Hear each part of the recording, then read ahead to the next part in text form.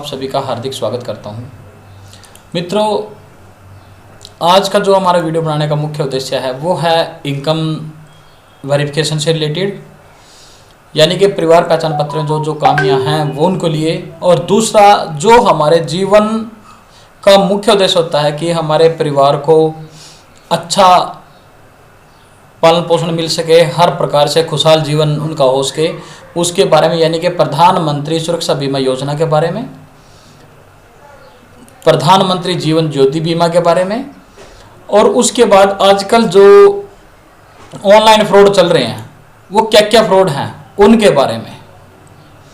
और फिर उसके बाद जो आज की सबसे बड़ी झटकेदार खबर है कि कई किसान भाइयों का पंजीकरण नहीं हुआ, और पंजीकरण ना होने के कारण उनकी जो फसल है उसका जो खराबा हुआ था वो उसको ऑनलाइन नहीं कर सके, लेकिन जिनका पंजीकरण हो गया था और वो उन्होंने फसल का खराबा अभी तक दर्ज नहीं करवाया था, तो उसके लिए भी कि वो पोर्टल भी जो है इनका वो बंद हो चुका है। भाई उस पोर्टल के बारे में बताएंगे।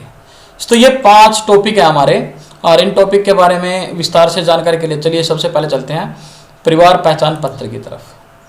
मित्रों, परिवार पहचान पत्र में जो आजकल का राशन कार्ड कटने का दौर था वो जारी है, लेकिन कल कुछ संतोषजनक खबर ये आई थी कि जो राशन कार्ड हैं वो कुछ परिवारों के पुनः बन भी गए हैं।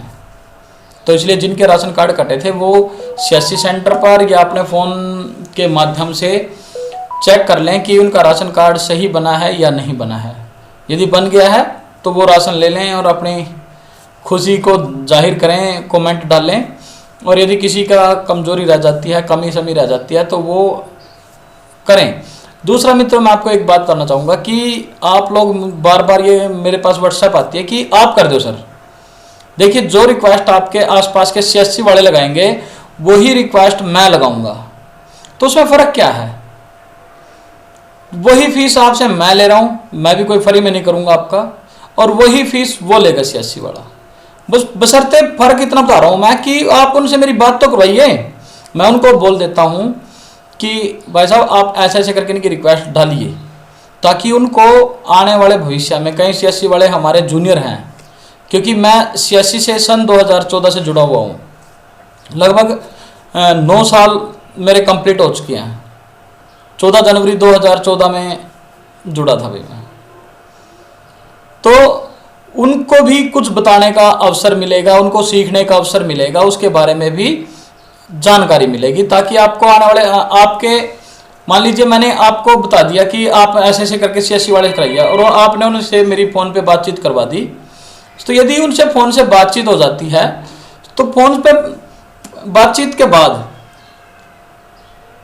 जैसे हम उनसे फ़ोन पे बातचीत हो जाती है तो मैं उसको बताऊंगा कि आप ऐसे ऐसे रिक्वेस्ट डालिए, और जैसे ही वो रिक्वेस्ट डालते हैं तो उस रिक्वेस्ट का आपको फ़ायदा होगा, और अन्य दूसरे जो हमारे भाई हैं उनको फ़ायदा होगा। तो इसलिए कोशिश कीजिए कि अपने आसपास जो सीएससी सेंटर है उनसे मेरी बातचीत कराइए, और शायद वो आपको कंसेशन भी दे दें कि आपने अच्छे व्यक्ति के साथ हमारा लिंक करवा दिया। और जैसे ही लिंक मैं उनके साथ हूँगा तो उनको कुछ जानकारी मिलेगी, कोई कमी शमी रह जाती है तो वो मुझसे फ़ोन करके पूछ सकते हैं, आप लोगों का सेव हो जाएगा। रिक्वेस्ट यदि एलसी में है, जैसे ये एलसी में है मेरी रिक्वेस्ट, क्योंकि मैंने दोबारा से अपने इनकम वेरीफाई नहीं करवाई है, एलसी से ही चल रही है। ये मेरी मिसेज की है, एलसी में है। ये मेरी खुद की है, वो करेक्शन है। करेक्शन का मतलब क्या है कि मैंने अपनी आईटीआर फिल कर रखी है। फिर ये मेरे लड़के की है, वो भी एलसी में है। मैंने कोई छेड़खानी नहीं की, सिर्फ एक रिक्वेस्ट तब डाली थी कि वो भी वीडियो बनाने के उद्देश्य से। तो उसमें रिक्वेस्ट तब डालिए जब एलसी में हो आपकी। यहाँ पर लिखा है एलसी मतलब लोकल कमेटी, शुरुआत में आपकी इनकम वेरीफाई होगी थी। और यहाँ पर यदि एससी लिखा हुआ गया तो एससी का मतलब होता है सेक्टर कमेटी। तो सेक्टर कमेटी वाली रिक्वेस्ट का कुछ भी नहीं हो सकता। तो इसलिए आपको बताना चाहूँगा कि अपनी फैमिली आईडी के बारे में अपने नज़दीकी सीएससी सेंटर पर जाओ और उनसे मेरी बातचीत करवाओ, मैं उनको बताऊँगा। और यदि उनको किसी बात का नहीं पता तो उनको नॉलेज हो जाएगा, और नॉलेज होगा तो आपकी सुविधा होगी। बार बार तो मैं भी बहुत से मित्रों के तरह से है कि व्हाट्सएप पर जवाब, जैसे ही वो क्वेश्चन डालते हैं उसका मैं जवाब नहीं दे पाता, कई बार तो रात को देना पड़ता है। तो उन्हीं बातों को मद्देनजर रखते हुए आपसे मेरी एक रिक्वेस्ट है कि यदि फैमिली आईडी से रिलेटेड कोई भी आपकी समस्या है तो उस समस्या के समाधान के लिए अपने नज़दीकी CSC सेंटर पे जाइए और उनसे मेरी बातचीत करवा दीजिए। मैं उनको बताऊंगा और यकीन मानिए जैसा ही मैं उनको बताता हूँ वो अन्य का भी लाभ करेंगे और आपका भी लाभ करेंगे और आपका एहसान भी मानेंगे कि इस व्यक्ति ने मेरी बातचीत कराई थी। और इससे यदि आपकी समस्या का समाधान हो गया ना तो उसको ज़्यादा खुशी होगी कि हाँ ऐसे समस्याओं का समाधान होता है, तो वो सभी समस्याओं का समाधान करेगा और आने वाले समय में उनके प्रति अच्छा ज्ञान प्राप्त करेगा। तो ये तो थी फैमिली आईडी से रिलेटेड आपकी क्यूरी की मेरी रिक्वेस्ट है। आप अपने नज़दीकी CSC सेंटर पर जाइए और वहाँ से फैमिली आईडी की करेक्शन की रिक्वेस्ट डलवाइए। यदि कोई समस्या आती है तो मुझसे बात करवाइए। अब उसके बाद फैमिली आईडी को छोड़िए एक तरफ, जो सबसे जरूरी चीज़ है मानव जीवन, हम सबका जीवन। क्योंकि यदि हम जीते हैं ना, या कई बार समस्या हो जाती है तो माँ याद आ जाती है, बच्चे याद आ जाते हैं, तो उनके लिए हमने कुछ ना कुछ करना चाहिए। एक दिन का एक व्यक्ति का कम से कम खर्च कितना होता है? वो एक दिन में कम से कम 20 से 30 रुपए खर्च कर सकता है, नहीं ज़्यादा करता है। तो ऐसी ही एक स्कीम है हमारे पास, सरकार की है, वो भी प्रधानमंत्री सुरक्षा बीमा योजना। यह बीमा योजना क्या है? यह योजना जिन व्यक्तियों के बैंक में खाते हैं भाई और उनकी उम्र 18 साल से लेकर के 70 साल तक की है, उन लोगों के लिए है। और 1 जून से 31 मई तक इसकी समय अवधि होती है। यानी कि जो अब ये जून आने वाली है ना 2023 की 1 जून, तब से लेकर के और 31 मई 2024 तक की इसकी अवधि होती है। और इसका हर 31 मई या उसके आसपास जब हमारी सहमति प्राप्त हो जाती है तो बैंक उस अपने खाते में से पैसे काट लेता है। और इसकी 1 साल की कीमत कितनी है? मात्र 20 रुपए। मात्र 20 रुपए तो हम एक दिन में खर्च कर देते हैं, धूम्रपान पे कर देते हैं, या कोई मित्र प्यारा आ गया या कोई भी आ गया तो 1 कप चाय पीते हैं, उसमें भी इतना खर्च हो जाता है। लेकिन इस योजना में 1 साल की कीमत है मात्र 20 रुपए, यानी कि 1 रुपया 63 पैसे एक दिन का खर्च है इसका। और इसमें उन चीजों में तो हमारा कोई बेनिफिट है ही नहीं, जो चाय पानी पी लिया या धूम्रपान कर लिया। लेकिन इसमें क्या बेनिफिट है कि इसमें व्यक्ति की यदि दुर्घटना मृत्यु हो जाती है तो उसके परिवार को जोखिम कवरेज के तौर पर 2 लाख रुपए की, और यदि कोई विकलांगता आ जाती है तो उस पर उसको 1 लाख रुपए की जो है सहायता मिलती है। देखिए मात्र 20 रुपए में भारत सरकार हमारे क्या फैसिलिटी दे रही है कि यदि दुर्घटना में कोई कमी हो जाए, मैं भगवान से दुआ करूंगा किसी के साथ ऐसा ना हो, लेकिन हमारे कहने से कुछ नहीं होता, जो हमारी किस्मत में लिखा है वही होता है। तो उसमें हम भगवान से यही दुआ करेंगे कि यदि ऐसी घटना घट जाती है तो उस समय हमें मात्र 20 रुपए में 2 लाख रुपए की सहायता हमारे परिवार को मिलती है, जिसके लिए हम दिन रात मेहनत करते हैं, एक एक पाई इकट्ठा करते हैं कि हमारे परिवार अच्छी तरह फले फूले।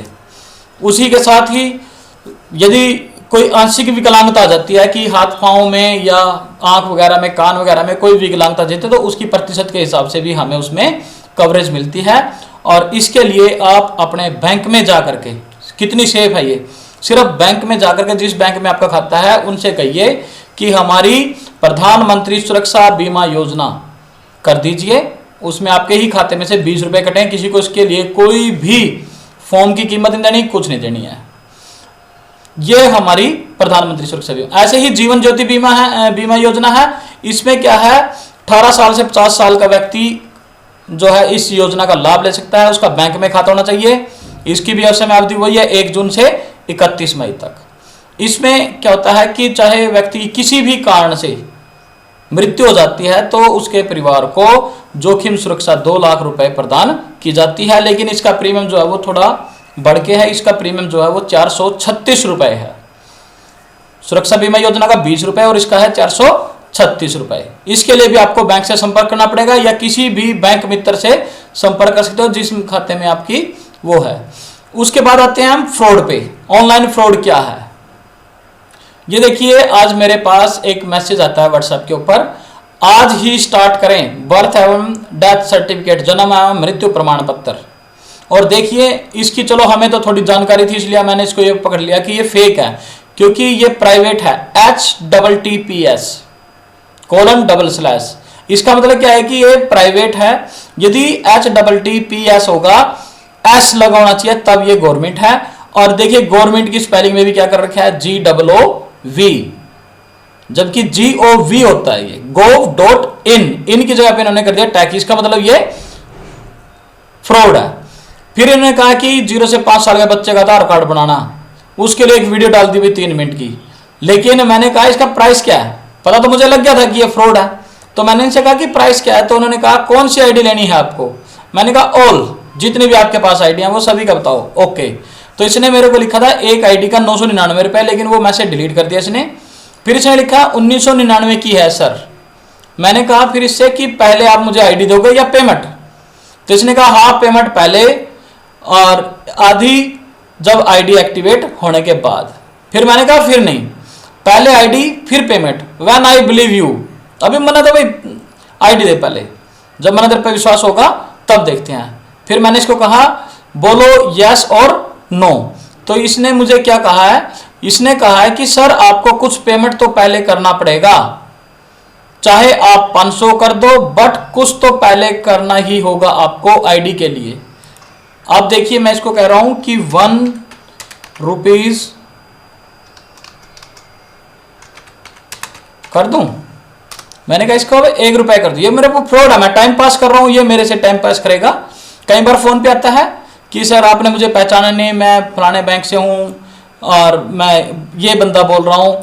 तो वो ऐसी जब बातें करते हैं तो मैं उनसे कहता हूं कि सर मैं आपको गूगल पे कर देता हूं। जब वो पैसे की डिमांड करते हैं कि मुझे जरूरत है और मैं बैंक में आते आपकी पेमेंट कर दूंगा, तो मैं उनसे कहता हूं कि सर आप पहले मेरे गूगल पे 1 रुपया भेज दीजिए ताकि मेरे को वेरीफाई हो जाए और मैं आपकी जो है पेमेंट कर सकूं। तो वो 1 रुपया डालता है, मैं कहता हूं कि सर ये तो आया नहीं, सॉरी सर मेरे पास गूगल पे नहीं है, फोन पे है। फिर वो फोन पे में भी डाल देता है। लेकिन जब मैं उससे डिमांड करता हूं 100 रुपए की, तब वो मेरे को जो है अब्यूजिंग करने लग जाता है, कुछ कुछ बोलता है। तो इन सब बातों से आप लोगों को भी अवेयर करने के लिए मैंने ये दिखाया है डेमो कि आप लोगों को इन चीज़ों से जागरूक रहना चाहिए। ये फ्रॉड बहुत चल रहे हैं, सचेत रहिए, सुरक्षित रहिए और अपने पैसे के महत्व को जानिए। तो अगली जो खबर है वो है भाई हरियाणा में क्षतिपूर्ति पोर्टल की जो है उसके लिए। तो जैसे ये मेरे गांव का किसान भाई मेरे पास पोर्टल करवाने के लिए आया था, तो यहाँ तक तो उसकी डिटेल सारी हो जाती है। तो उसके बाद आता है कि क्या आपने फसल बीमा करवा रखा है। मैंने इसने कहा नहीं। क्षति का कारण क्या है, फिर ये इसके आ गया कि भारी बारिश, वो कर दिया। फिर 50 से 74% कर दिया। डेट डाल दी हुई कि 3/4/2023 को। फिर उसके बाद सूचित करें, 1 बाय 1 करना होता है ना। तो इसमें जब सूचित करता हूं तो आता है क्या आप आवेदन जमा करना चाहते हो, मैं कहता हूं हाँ। फिर यहां पर लिखा गया पोर्टल हैज बीन क्लोज्ड, यानी कि क्षतिपूर्ति पोर्टल हरियाणा सरकार ने बंद कर दिया। भाई इसकी समय अवधि निकल चुकी है। तो ये आज के 5 मुख्य जानकारियां थी। आशा आपको मेरी वीडियो अच्छी लगी होगी। थोड़ी लंबी वीडियो जरूर बन गई है, लेकिन मित्रों अपने इस चैनल को ऐसे ही प्यार देते रहें और मेरी वीडियो के साथ बने रहें ताकि मैं आगे भी आपको ऐसे ही महत्वपूर्ण जानकारियां प्रदान करता रहूं। तो इसके साथ ही अपने मित्र दिनेश कुमार को इजाज़त दीजिए। जय हिंद, जय हरियाणा, नंबर 1 हरियाणा, जय भारत, जय गौ माता।